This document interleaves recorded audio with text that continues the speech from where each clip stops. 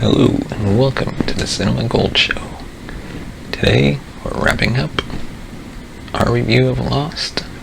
Push the button.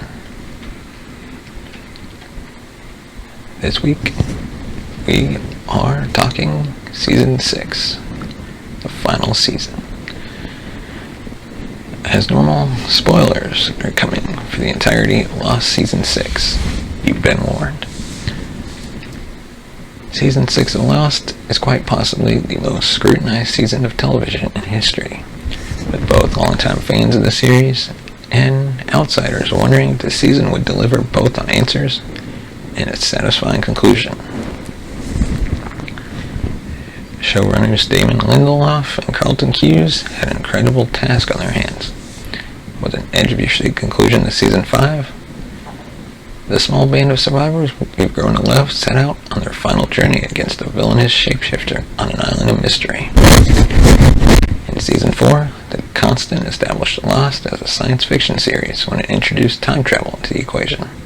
From that point forward, until the conclusion of Season 5, the series maintained and expanded on that concept by sending the survivors hurtling through time until they eventually landed in 1974. Season 6 drops the time travel story completely and introduces a different sci-fi concept, alternate realities. It appears that the detonation of Jughead and the incident created a parallel universe in which events played out slightly different, and Oceanic Flight 815 never crashed. Much like flashbacks and flash-forwards, we experience this parallel universe through a series of eccentric flash sideways, featuring the lives of these characters as if the crash had never happened. This gives our showrunners a unique opportunity to re-examine the lives of these characters from a completely different perspective. One of the issues I had with Season 5 was that important character development took a back seat to science fiction. Those issues are corrected in Season 6 with the flash sideways giving us incredibly important character moments and an intriguing new story that's both surprising and engaging. With each eccentric flash sideways story, parallels are drawn into the character's plight while they are on the island. This relationship between timelines establishes a key connection between both storylines and gives the flash sideways an importance outside of simply being a different perspective on how things could have ultimately played out. Connections between the two universes are explored more thoroughly as the series progresses, and we do ultimately get a resolution to the flash sideways storyline. How satisfying that resolution is will ultimately be based on a number of factors that stem from your own expectations. In other words, it's a polarizing conclusion to a very unique story, and you're probably either going to love it or hate it. I love the way the flash sideways story ended because it satisfied my need for closure, but I can understand why there are those who weren't satisfied. The reveal that the flash sideways has been taking place in a purgatory of sorts of the character's own design is a surprising conclusion, and some may feel that earlier events in the season don't do enough to establish these shocking finales, or these shocking final moments.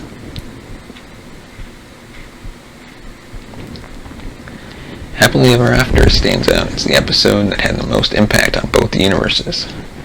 Living, breathing, Desmond Hume has his own consciousness transported into what we know to be the afterlife and acts as a genesis for everything that happens in the flash sideways.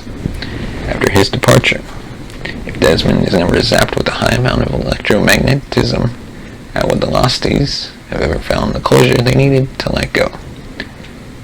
It's probably that in time they would have all found each other, but Desmond certainly accelerated the process. Desmond is also the catalyst for most events that occur leading up to and including the finale.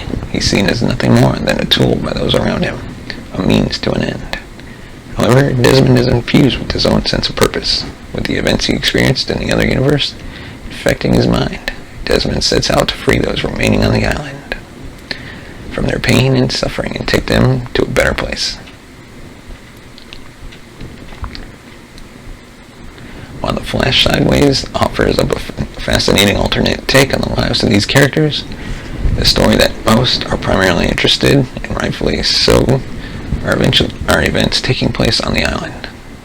Season 6 offers up a fantastic adventure pitting those who Jacob has brought to the island against a malevolent force that uses John Locke's face to manipulate some of the survivors, and even some of the others, into following his path.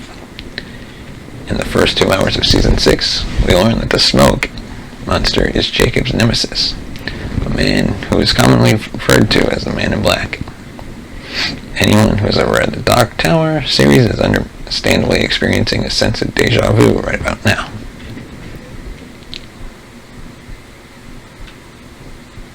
The Man in Black tests the survivors like never before, offering them freedom, survival, and even answers to some of the island's more pressing mysteries. The way that the survivors respond to this temptation ultimately defines who they truly are, even if it takes them some time to make the right decision. Again, just like The Flash Sideways, this gives us yet another fascinating perspective on these characters. We see them at both their weakest and strongest this season. Fantastic new set pieces, including the oft-mentioned temple and the majestic cliffs, add exciting new backdrops to an already visually impressive show. Mixed with what is arguably Michael Giacchino's best score of the series, along with some great work by the series directors, and you have an audible visual feast for the senses. Season 6 does a good job of explaining some mysteries, while others are left up to the viewer to dissect for years to come. In Across the Sea, the story shifts to a unique setting, and subjects from the past are dredged up with the potential of answers at our fingertips. This potential is dangled in front of us, only to have it ripped away, with the story revealing very little at all. Did we need to know that the Man in Black created the donkey wheel if we weren't going to be given at least an inkling as to how he came up with the idea? Across the Sea is an interesting beast of an episode, as it does offer up some key character development, but had the potential to be a lot more. In contrast, you have Ab Aeterno, which tells a brilliant story about Richard Alpert's past, and offers much needed insight into the origins of his character, and also shapes the way we view the purpose of the island. Lost Season 6 is a strong conclusion to what has been an extraordinary series. All the elements that made the past 5 seasons so great are here, with the added bonus of this being the final season, and the stakes being raised for all the characters. Whether or not the answers provided are satisfying, or cover enough ground, will vary drastically for different viewers. But ultimately, Season 6 delivers closure on a story that had captivated us for so long. And that's our review for Lost Season 6, the final season. Let us know your thoughts on Lost. What did you think about the series? Were you satisfied with the ending of the show? Leave a comment in the comment section below, and be sure to hit that like button. Give us a thumbs up. And let us know what you enjoyed about the show.